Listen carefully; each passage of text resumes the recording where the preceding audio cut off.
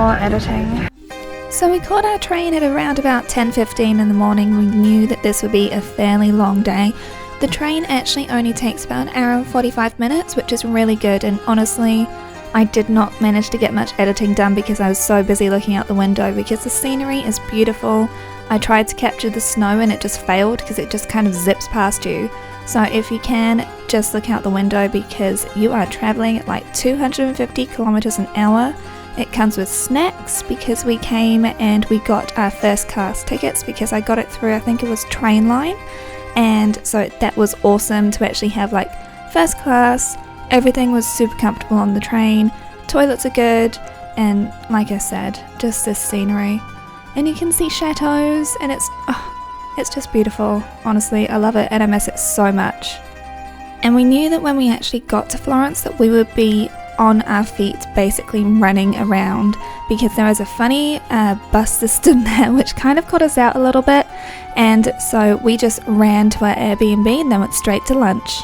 So we went to Universo Vegano for lunch, which has got these places all around the main centres of Italy, and the food range is so extensive and it's all vegan and the prices are so reasonable. It's actually really cheap. Like the pizzas are around about €7 or €8. It's some insanely low amount, especially for the quality of the food that you get.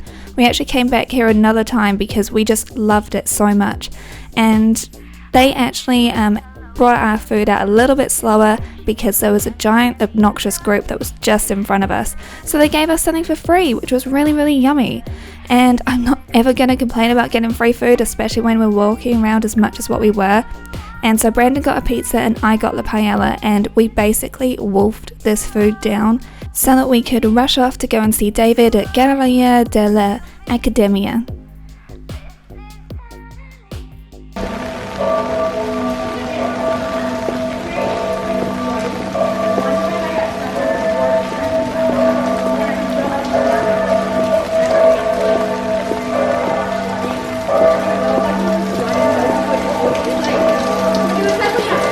So of course this is David, and basically when you enter this is like the first thing down the long corridor that you see. Totally worth going to visit, and of course I'm still a very immature person, but the entire place is beautiful. If you really like religious art you'll love this place as well with the other floors, but for us we wanted to see the sculptures, so that's our main interest from here, and then we went off to Uffizi. So the walk from Galleria della Accademia, I know I'm butchering that, I'm really sorry, my Italian is very poor. It's actually around about a 15-minute walk, which was fine for us. Even though it's raining, the walking in Florence is pretty easy because lots of it is pedestrianised or it's one-way streets, which makes things that much easier as well. And there's these beautiful sculptures, so that's when you know when you're getting close to Uffizi. It's just, it's a beautiful, beautiful plaza around here. And look around at the buildings, the entire place is just gorgeous. And now we're just waiting in the queue at the Uffizi Gallery. It's pouring down with rain, but it's something nice. Yeah, this queue isn't too bad either, so. Yeah. Luckily, low season rain, not many people want to be outside except for us tourists that have got like effectively a day in Florence. On Monday. Yeah, I didn't plan that very well, so definitely if you're coming here, don't book a full day on a Monday. So when you get in there, you'll find out that you actually enter by going up a whole bunch of stairs, and I hope you've worn comfy shoes because it's a big U-shaped building effectively, and you just want to stand there and stare at everything. There's some rooms that you can't enter, but you can film them. And this is one of the most gorgeously opulent places you will ever see. I would honestly recommend try and spend a bit more time here than what we did, because I think we only managed around about an hour and a half. You need about 3 hours to just be able to absorb everything here. Like the floors, the ceilings, the sculptures, everything is so intricately detailed, and there's a whole bunch of information around the place. We got the audio tour for basically every single place that we went to, and we don't regret it for a second because it gives you a whole other appreciation behind how the artwork was created, why it was created, and just all sorts of history around it. And these rooms are just so imposing and impressive. It's definitely worth a visit. Don't forget that places like this are closed on a Monday, so if you are planning your trip to Florence, do avoid Mondays if you possibly can. And like with everywhere in Italy, don't forget to look up, because these ceilings are a work of art in themselves. We had such a wonderful time, and I got to see my favourite artwork, which is this one. Oh, I've wanted to see that for years and years. There's just beautiful sculptures everywhere. Everything is so intricate and iconic works, and just, oh, we loved it. We had such a good time here, but do plan for having a spare hour because you'll want it.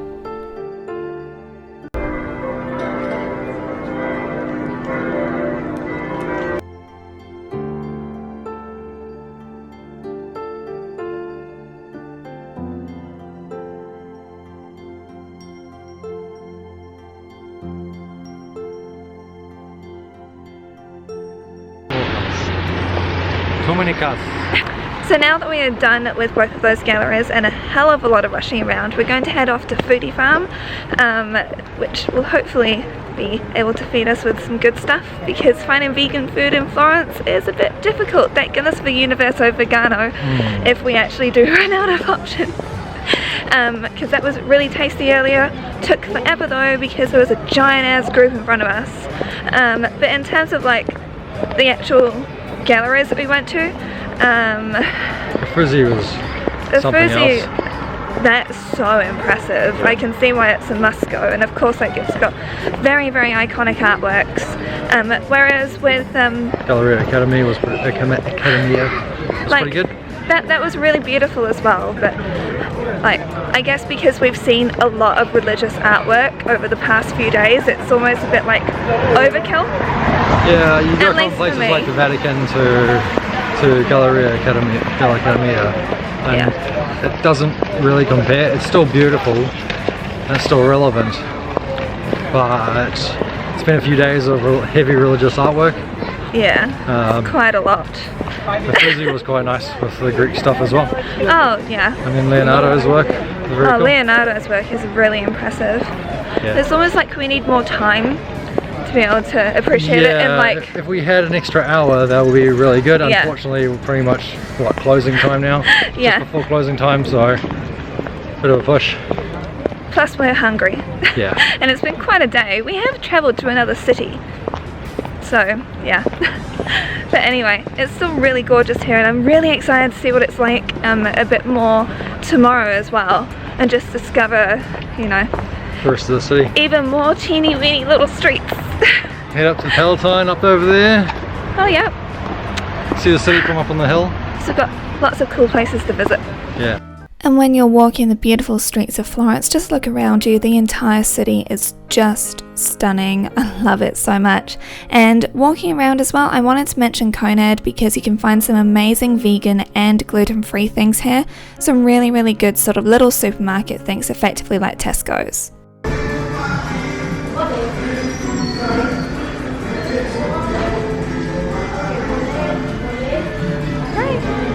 This is the vegetarian part of their menu, and there are a few options that you can choose from. We got the bean stew, and this has got potatoes in it and heaps of beans. It's really filling and delicious, especially on a cold winter's day. And Brandon got some Italian pasta with vegan pasta as well, which you do need to request.